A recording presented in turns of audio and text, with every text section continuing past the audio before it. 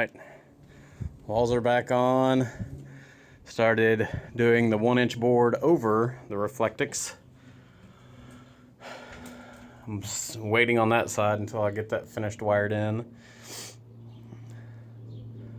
But that 1-inch foam board over the Reflectix, I can tell a huge difference today. It's about 65 outside and not very bad at all in here.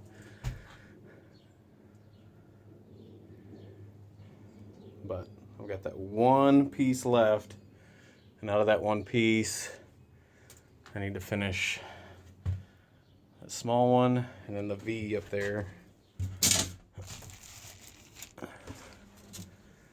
And then after that, it's on to wall paneling and starting in on the bunk beds. All right, stay tuned.